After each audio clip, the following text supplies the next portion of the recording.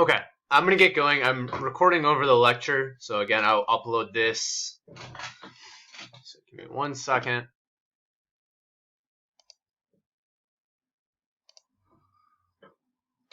Okay, so what we're going to do today is there's someone asking a question. 1 sec. Yeah, go ahead, Gertie.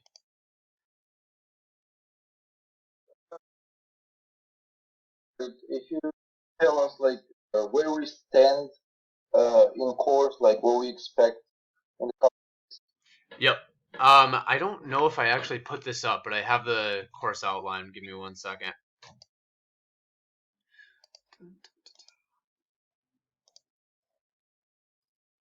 I'll make sure you guys can, I might have to share a different screen, so 1 second.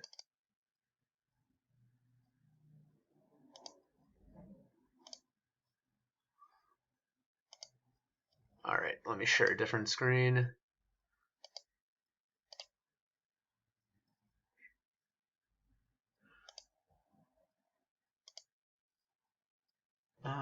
This is it. All right. All right. So you guys have gone through we learned the basic principles. We learned anatomy, biomechanics, bioenergetics, training principles, movement assessment. I actually skipped over testing. That one's kind of hard to do without actually being able to spot somebody. We've covered warm-ups, mobility drills, and different training modalities for basically for warming up.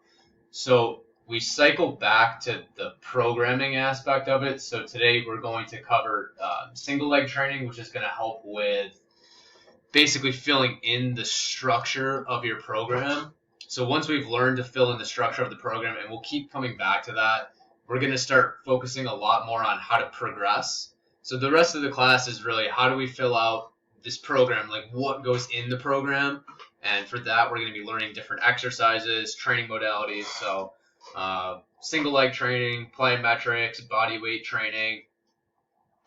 If we get time to go into specific kinds of training, like strength training, training for muscle growth, circuit training, we'll definitely go through core training, and perhaps something for advanced training modalities. We'll definitely go over training around injuries.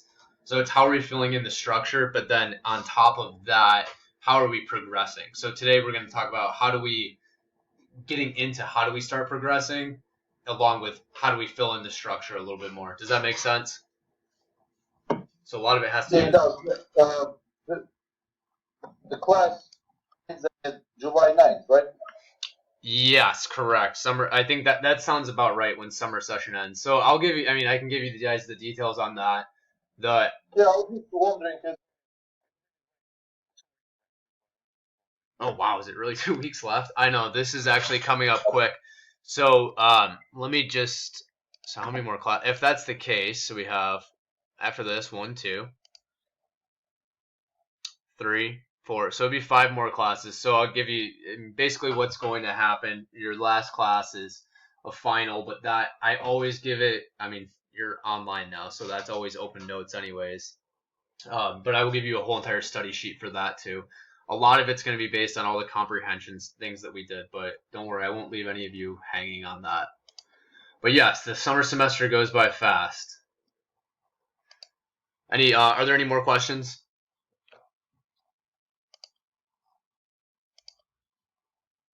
All right, if there's no more questions, I'm going to get back to, there is a question. Yes, I will be giving you a study guide.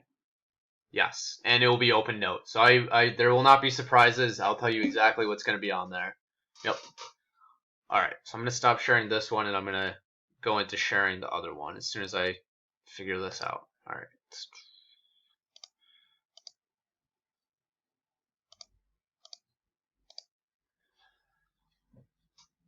All right. So I think we should be good. You all can see my programming. It says programming and periodization. So this is ideally what I want you to get. The first 3 bubbles are going to be what we're going to cover today. So now, when you're thinking about programming, you break it down into basically structural units of training. So let's say that you all have already done this. You've already put together a week of programming for yourself. So what you've actually designed is called a microcycle. You've designed 1 week of training. And this 1 week of training is made up of these single training days. So for example, if you have a Monday, that's a single training day, a Wednesday, that's a single training day, and a Friday of training, that's a single training day. That makes up your microcycle, or your 1 week of training. What we'll get into today is mesocycles of training. And your mesocycles are essentially just collections of microcycles, and they last anywhere between 2 to 6 weeks. Okay? And then when you could think about your the next level up, it's called a macrocycle, and a macrocycle is just a collection of mesocycles. So all it is a microcycle is a collection of single training days. A single training day is just a collection of exercises.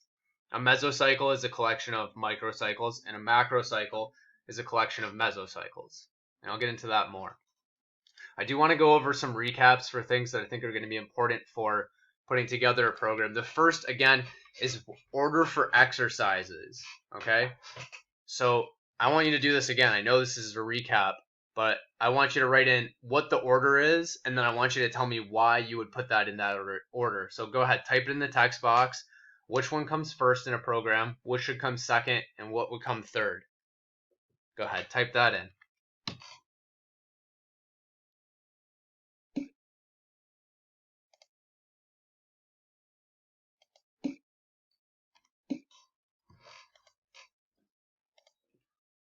And I want you to also type in why. Why would you pick that order?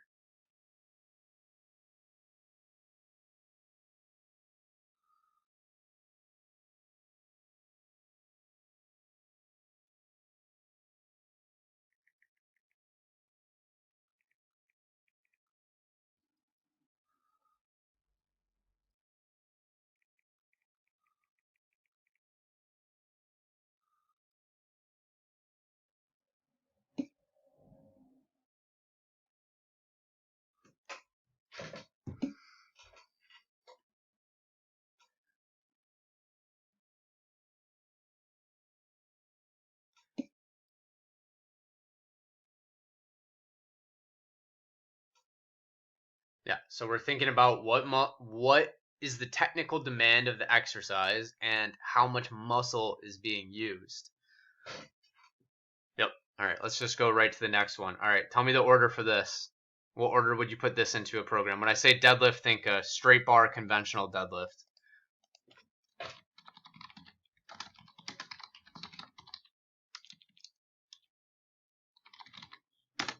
All right, what order would we put these in?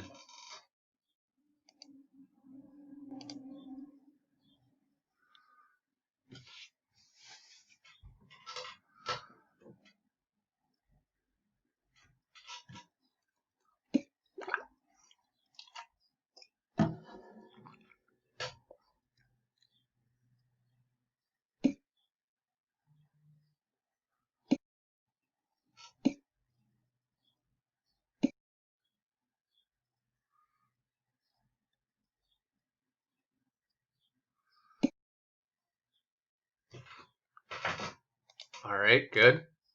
What about this one?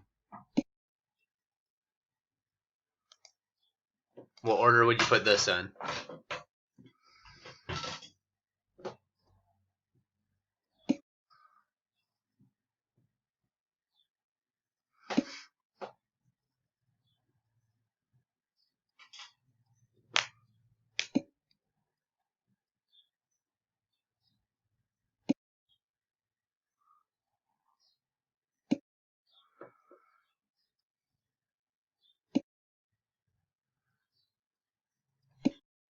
All right, great work. Great work. Okay. Okay, next. Does anyone remember what these numbers mean? Just because I'm looking through your programs and I don't see a lot of these A1s or A2s, and it's probably on me for not making that clear. So, what do the letters and numbers actually mean? So, it's an indication if an exercise is paired or by itself.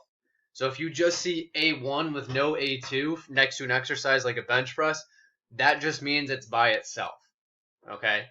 If you see A1 next to A2, it means it's a superset. So when I say superset, I mean I would do all my reps on a bench press and then go to the dumbbell row before I do another set on the bench press. So for example, when I'm looking at your programs, I don't want to necessarily see this. So this has no letters or numbers next to it. So this is a no. I thought that was funny, maybe outdated. This is a yes. See all the A's, A1, A2, B1, B2, C1, C2. So that means squats and kickbacks go together. Romanian deadlifts and hip thrusts go together. Kettlebell swings and forward dumbbell lunges go together. There you go. Does that make sense? So when you actually are doing your program today, I would like to see the inclusion of the numbers. Okay? So make sure you're doing that. Refresher on training splits. I think that you all are pretty good on this. Here are some of our options. We can do whole body. So if we're doing whole body, that means you have something from almost something from every movement category. You can do an upper or lower split, push pull lower. You can do a push squat pull hinge, okay, or any other kind of assorted option, as long as it makes sense for what your goal actually is. So we're going to take what I showed you with this and just put into a practical example before you do it with your program, okay? So when you're putting together, so actually, let's see this. What do we need to consider at each of these levels? And I'll go into this more. At the single training day, we're just thinking what exercises are going into the program based on the training split that you did, okay? And within that single training day, we need to think about what repetition ranges are we using based on that person's goals, okay? So we want to think about what is the person's goal. Is it feel more athletic, lose weight, move better, gain muscle, get stronger? Perhaps it's general health. So maybe you fit into one of these goals. So I'm going to give you an example of somebody. So we do an assessment. This person says they want to feel more athletic, specifically for golf, so a rotational sport, and they want to improve their strength. So this would be an example. I'm not sure if this video is going to play, but this is one of my clients who's 70 and still crushes pull-ups when we're in person. So this would be like our basic strength assessment. We see where she is.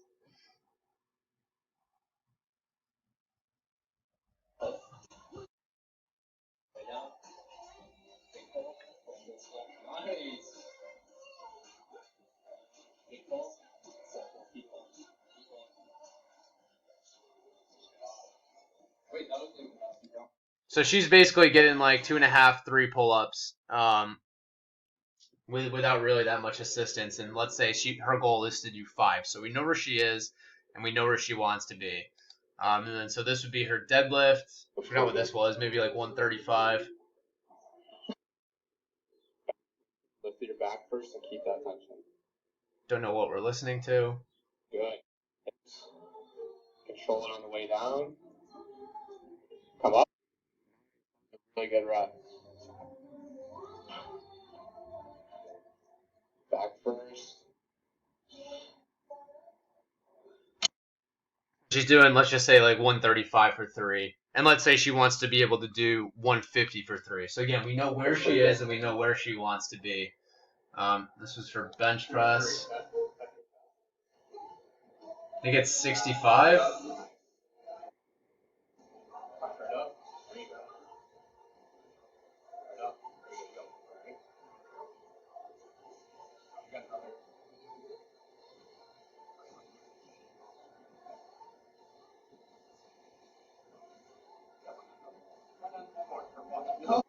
So she's like 65 for 7 reps. So let's say she wants to add 20 pounds onto that. So her goal is get stronger and be more athletic. So what I'm showing you right now is a single day of training for her based on what she can do. Okay? So if I look at this, she did 65 for 7 on it all out. So we did 65 for 5 because we're not going to go all out for every single set. If you look at this program, you'll see that the order, look at the bottom, we have, it's called a tape press. A tape press is a single joint tricep based exercise. So that exercise is going last because it's the least complex. Not that you might even be throwing this into your programs right now, but we have med ball side tosses. which are used because she wants to improve rotational power with golf. So we also take. So actually, I'll ask you this: what is the what's the training theme for today? It might not be super clear cut, but take a look at that and try to tell me what I'm focusing on today.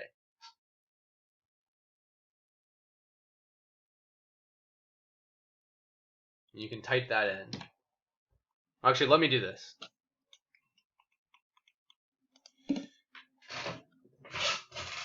Yeah, you can say upper body. You might have even said something like push, but I do have that light band chin up in there, so that is actually a pull exercise. So good, yeah, we're focusing on upper body that day. So what I just showed you is a single training day, okay? So this is that single training day. Notice it just says Monday right here, single training day.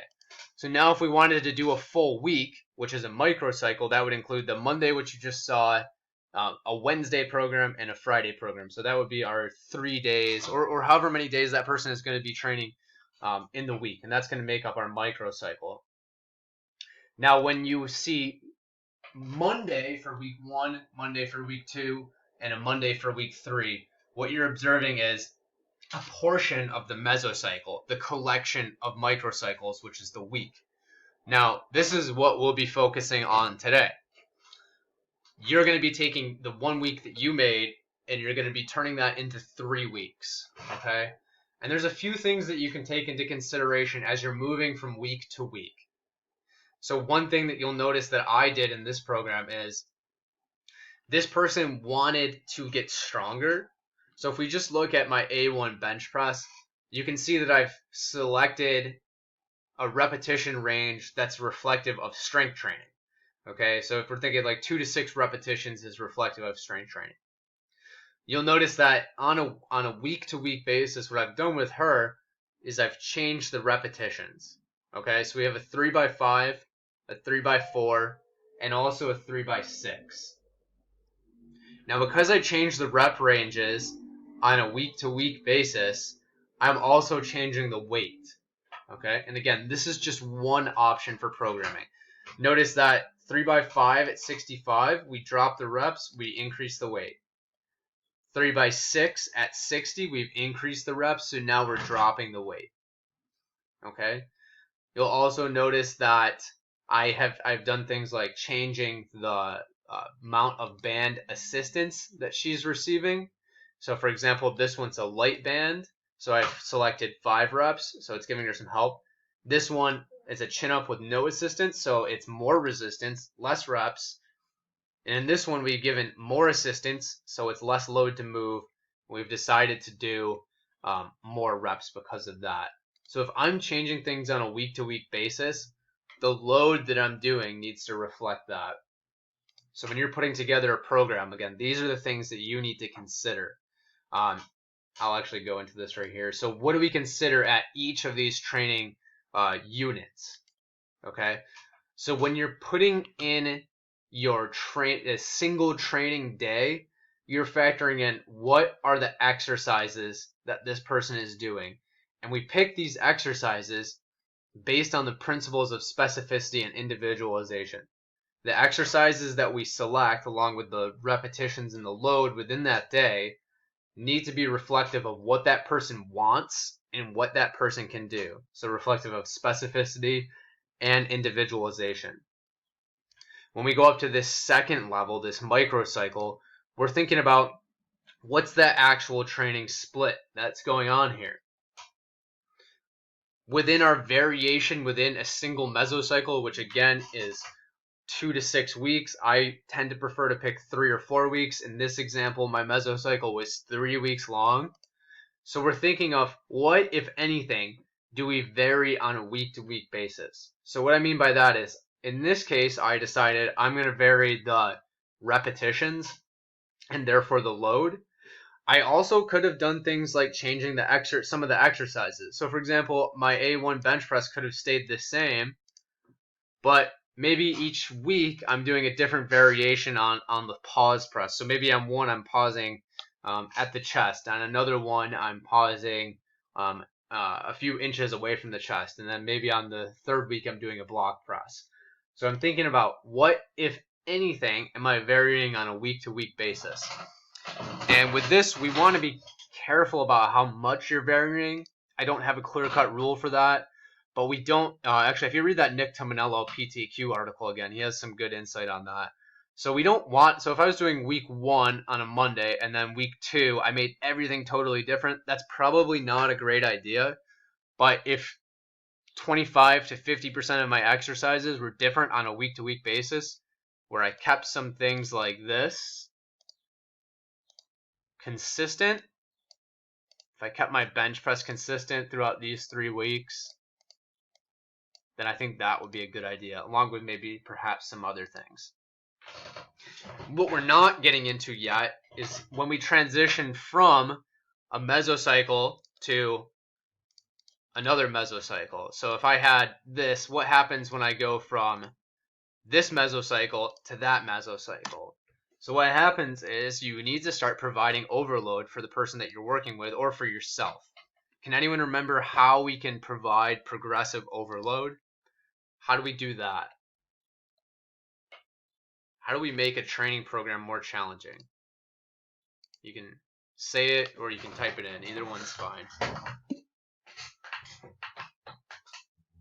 Great. So you can add weight. You can add repetitions. So there's quantitative challenges. So Emily just gave an example of a quantitative challenge, which is great. Add weight, add reps. You can also add sets.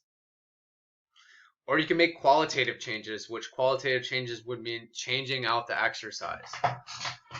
So good. As we transition from mesocycle to another mesocycle, we're thinking about how do we provide overload within that macro cycle. So a macro cycle might be several collections of mesocycles.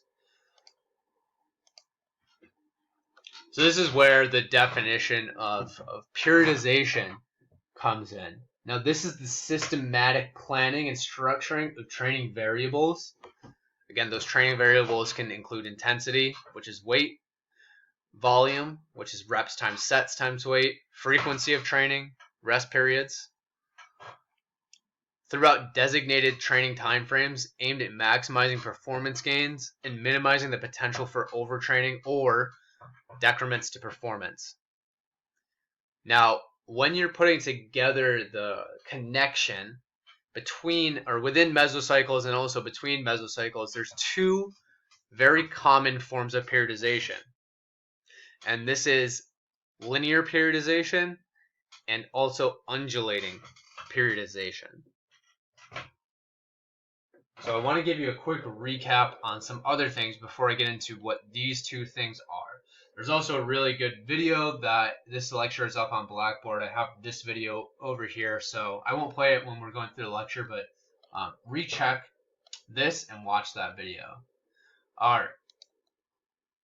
So before we get into those 2 things, we need to really consider training variables. We have training load, the number of repetitions used, the number of sets completed, and the exercises that are used. So these are all going to be really important things when you're putting together a program.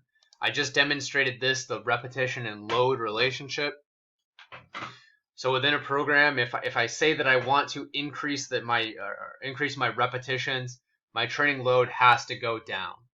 And vice versa. If I say that I want to increase my training load, the number of repetitions that I'm doing have to go down. So for example, if I was doing 100 pounds and I did 10 reps on a bench press, and then I decided I wanted to go up to 120 pounds, my repetition number is going to go down. I showed you that I was varying my repetitions for this person on a week-to-week basis. I like that. This is actually an example of what's called weekly or a form of that undulating periodization, specifically weekly undulating periodization. Now, the National Strength and Conditioning Association says that the training program should vary between weeks through alterations in volume, intensity, and exercise selection. So basically what that means is each week I might be changing my training volume and intensity by altering repetitions and weight on a week-to-week basis, and I can also modify the exercises that I use on a week-to-week basis, again, to some extent. So we're not changing everything every week. This maximizes training adaptations while minimizing the chances of overtraining. So here's what I mean by that. On a week-to-week basis, if I wanted to change my training repetitions and also my training load, this would depend on the rep range that I'm using, which is dependent on the person's goal. So there's low rep ranges, there's moderate rep ranges, and then there's also high rep ranges that you can use in a training program. Low rep ranges are going to be reflective of high load and somebody with a muscular strength goal. Moderate rep ranges are going to be reflective of moderate loads and some probably are going to be used by somebody with a muscle growth goal. And high rep ranges are going to insinuate a low load and are probably going to be reflective of somebody with a muscular endurance or some kind of fat loss goal. So whatever the goal is, and if I'm being true to specificity and employing the correct rep range for that person, if somebody's goal is muscle growth, maybe one week I'm focusing on 8 reps, the next week 10 reps, the following week 12 reps, with subsequent and appropriate changes in training load. Other things that you need to be aware of is the relationship between training load and the amount of rest that's necessary. So if somebody is training for muscular endurance, they'll have a low load, and because the load isn't heavy, they won't need as much rest. If somebody has a muscle growth goal and they're using moderate loads, they'll need moderate rest periods. So moderate rest periods could look anywhere between 60 seconds to 2 minutes between sets. High load is going to be reflective of that strength goal, and they're going to need a lot of rest. So if you were doing a really heavy set of something for 3 repetitions, you might need up to 5 minutes of rest to recover before you do that again. And that might be a little bit on the high end, but generally speaking, anywhere between 2 to 5 minutes, depending on what the load is actually used. And a recap on some training concepts that are going to be important, and we'll get into some kind of vocabulary review. The first one is law of accommodation. So anything that's used for too long will not create greater training effects. This is why variation is important, variation and progressive overload. And then specificity. If you want an exercise to help you in something else, it must be similar enough or be combined with other stimuli that make it transferable. So again, that's really like if I want to get stronger, I'm not going out and training like a marathon runner. When you're putting together your program, just some vocabulary review, percent RM just means percent of your 1 repetition maximum. So if my 1 RM was 100 and I wanted 70%, 70% would just equal 70 pounds. So this is just terminology that you'll eventually run into. And then there's that example right below that. So here is what we are going to be working on today before we get into the single leg training routines. So one is what, if anything, do we vary on a week-to-week basis? And now we'll start to go back to linear and undulating periodization. So these two things. I showed you this example where I'm undulating reps on a week-to-week basis. And because I'm undulating reps, I'm also undulating weight. So this would be an example of undulating periodization. And I'll get into more detail on that. But let's actually start out with linear periodization because I think that this one's probably the most easy one to understand. So linear periodization has been described as involving the breakdown of training into weekly, monthly, and multi-monthly periods. And a key characteristic of linear periodization is an initial high volume and low intensity of training with gradual increases in intensity and decreases in volume within and across training periods. So what does that mean? All that means is that, and this is what's generally used for athletes. So athletes don't start out their off-season training protocols with a focus on really heavy weight. They actually start to focus with higher training volume, which means they're doing probably more of a hypertrophy, muscle growth style routine. And as they progress, what you see is actually reductions in training volume and increases in training intensity. So that means that their weight is going up, but the amount of reps that they're doing is going down over time. And this is great for athletes who eventually need to start peaking into some kind of power phase, because one of the most important things for an athlete to be successful is their ability to produce power, which is force over time. But if you're just working with somebody, or if your goal is if you're just a general population, what we call it, here is what I would consider a variation on, so let's just call it linear periodization for non-athletes. So what that might mean is maybe you have your week 1. I'm just going to do this, week 2. So let's just say these are all reflective of one mesocycle. Let's just say a 3x10 at 100. We can just think of any exercise. So let's just say you've done this. You have kept everything the same for your first 3 weeks. Okay? Now we transition into mesocycle 2.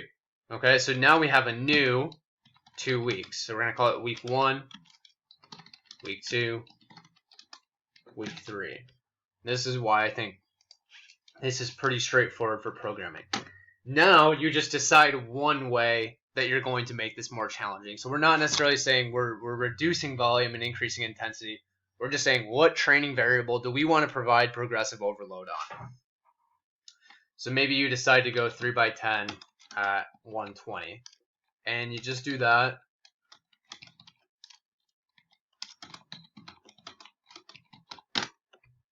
So now we're just deciding that we wanted to increase weight. If you were doing traditional linear periodization, it would look a little bit different. If you're doing traditional linear periodization, this is what it might look like. Reduction in training reps and therefore volume with increases in training weight. So that might be what that would look like for an athletic population. But if you're just looking to improve muscle strength, muscle size, it might look like that. Okay, so that would be an example of progressing from one mesocycle to the next mesocycle. Okay, undulating periodization is a little bit different. It's been described as more frequent, and it can be daily, weekly, or bi-weekly changes in intensity and volume, and generally uses repetition maximum zones to prescribe exercise intensity. Now, again, it's either going to be changes daily or changes weekly. So undulating periodization is defined as daily undulating periodization, DUP, or weekly undulating periodization, depending on whether volume and intensity of resistance training is manipulated on a daily or weekly basis. So this is basically what weekly undulating periodization would look like. So now let's take this example and just change that over to make it look like weekly undulating periodization instead.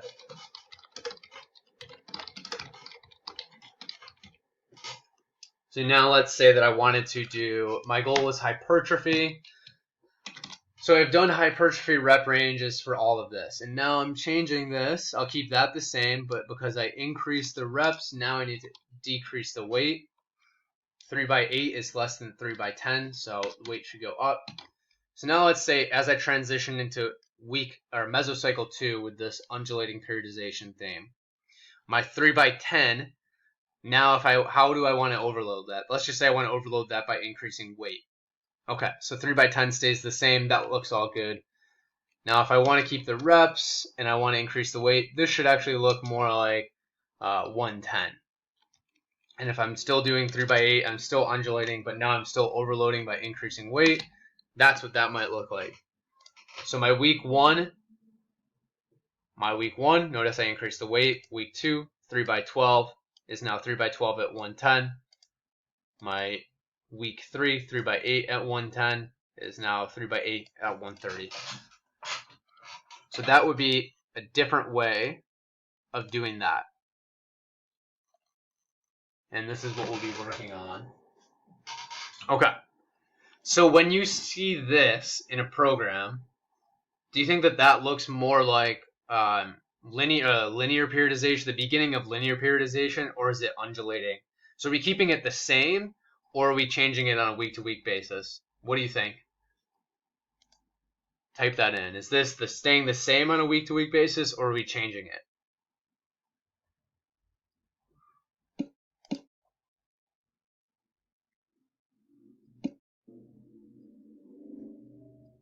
Yeah. So and if this is confusing, sorry. The first row would be an example of strength training. The one below it is it's not. It's just a totally different routine. It's just for conditioning. So if person's doing squat and not changing anything, so yeah, you're all right. Linear. I'm just gonna give you guys aerobic examples as well. All right. So what about this? Am I keeping things the same or am I changing them on a week-to-week basis? And in our first one, so am I keeping it the same or am I changing it? And then also in our first one, what also should be changing? If you can see that the reps are changing, so therefore what else should be changing? Kind of gave you the first answer already.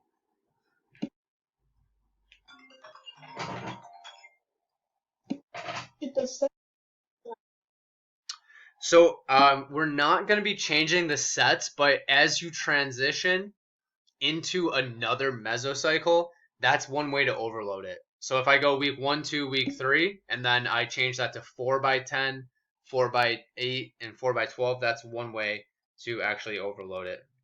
Yes.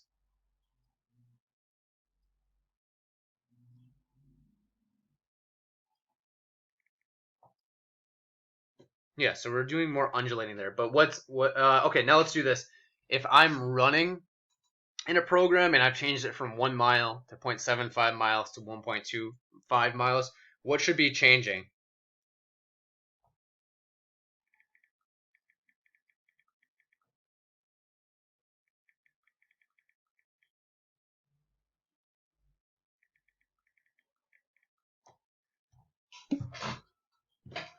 Yeah, great, Emily, exactly correct. Your running speed should be what changes. So this is like similar to intensity. Yep, great work. Okay, so now this is an example of weekly undulating periodization with a different training focus. So this one is a little bit more advanced. So for example, some people want to focus on all of these things. They want to focus on strength, they want to focus on power, and they want to focus on hypertrophy. So in this example, what you'll notice is that on a week-to-week basis, the training theme is actually changing. This is an advanced way to train, but it's also nice because you really don't burn out because the focus is different on a week-to-week basis. This is a little advanced for this class, but in this case, we're doing a hypertrophy focus 1 week, the next week is a strength focus, and then the third week is actually more of a power focus. And in this example, our modifications to our aerobic training would be a little bit more extreme on a week-to-week basis. So this one might actually be like a 5K. That probably would be a better example. We go 5K on 1 week. The next week we do quarter-mile repeats and then sprints on that third week. And then this would be an example of daily undulating periodization. So if on day 1 I squat, day 2 I bench press, day 3 I deadlift, this would be an example of where I'm focusing on hypertrophy, speed, and strength on different exercises within 1 week. And again, that's a little complex, so I won't go into it too much. All right.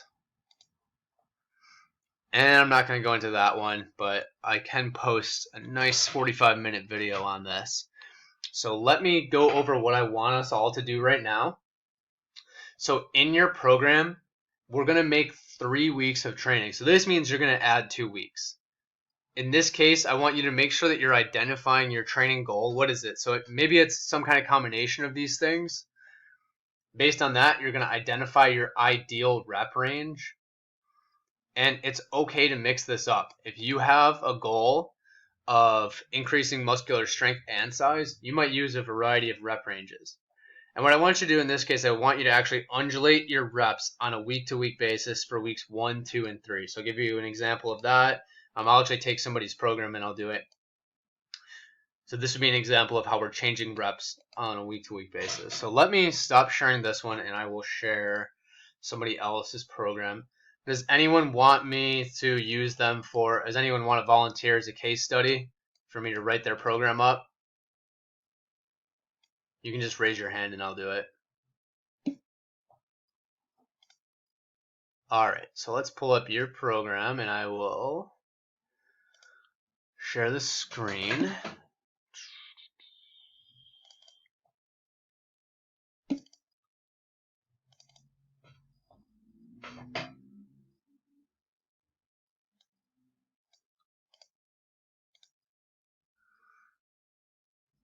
Alright.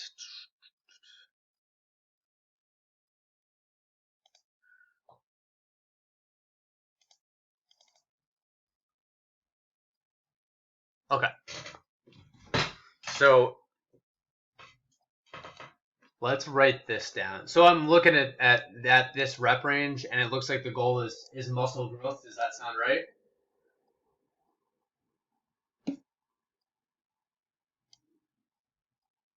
Okay, so the goal is muscle growth.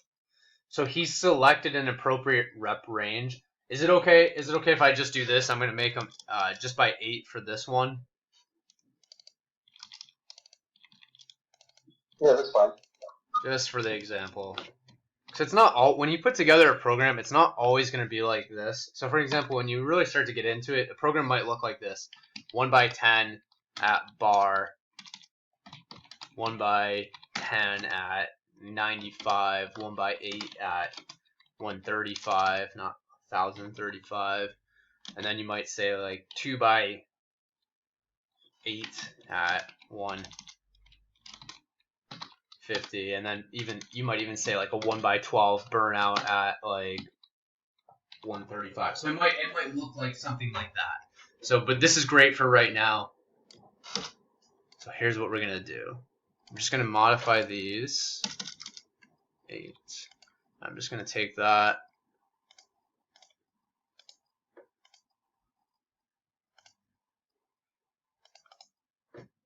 I know yours says 3. I'm just gonna make it easy on myself and make it 4. Okay, so this is our week 1. So what we're going to do is, let me just move this up. So where you see where it says sheet 1, what we're going to do is we're going to relabel this week 1. Okay. And then we're going to go add sheet. We're going to make this week 2. So now we're going to go to here. We're just going to take this, copy it. Right. Copy that. We're going to go to week 2. We're going to move that right here. So now I'm asking you to undulate so we can pick a rep range that's still within his goals. So we're just changing that to 10.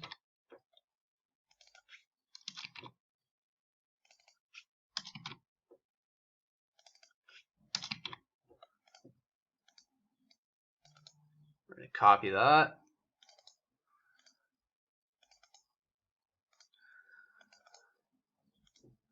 All right, so now we have week 2.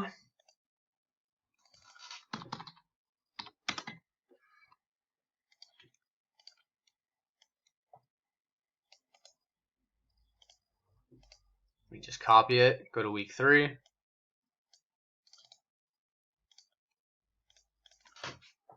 And let's make that 12. So again, it's still within the rep range for what his goal is.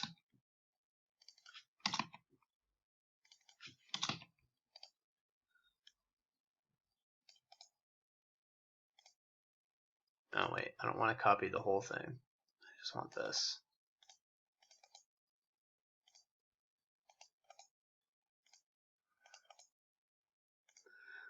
So that's the first thing I want you to do. The next thing I want you to do is let's take one exercise per day that we want to change. So let's just say on this day I decided I want to change this. So I want to change that. It might end up changing more in an actual program, but let's just say that this is what I'm picking. Let's go with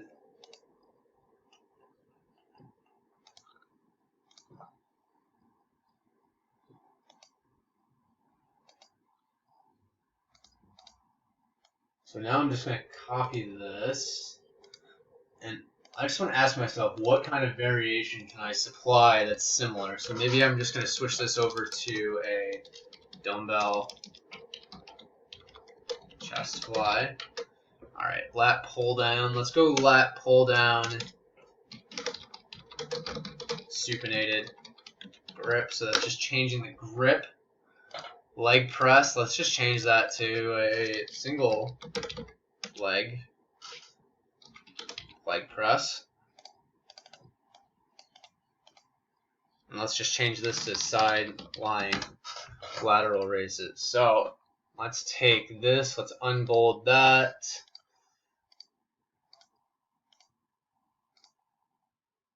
And now let's think of one new thing that we want to change. Let's say he's got an easy bar front raise. Let's say we want to change that. Let's say incline dumbbell curl. We'll change that. Let's say we want to change that. And then let's say we want to change that.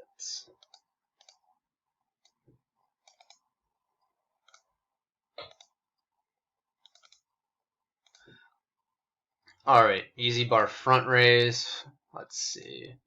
What if we change that to a chest supported? So that means he's just lying on a bench when he's doing that. Incline dumbbell curl. What if we change that to something like alternating standing curl?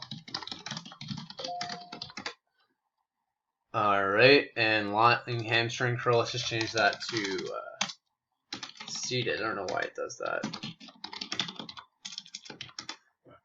And cable push down. Let's just change that to what would be a good tricep one to change it to. Let's call it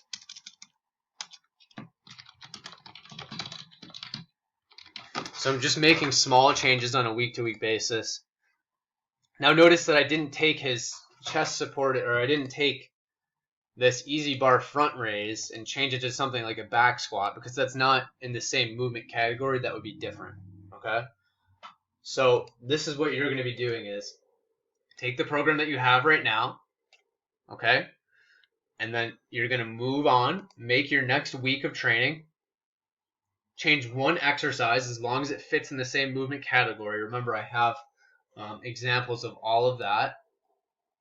Also change the repetitions based on your goal, and then do that again. One other thing that I just want to add is make sure rest periods match what the goals are. And also, in this case, we can actually delete this just because you're going cable chest press to cable fly and then rest, and then same here. So you're going tricep push down, easy bar front raise, and then rest. I guess with 30 seconds, you might be able to keep it in. As long as you're resting 30 seconds in between each one, but I'll leave that kind of up to your own discretion. Okay, what questions do we have right now before I let you go into your folders and spend some time working on this?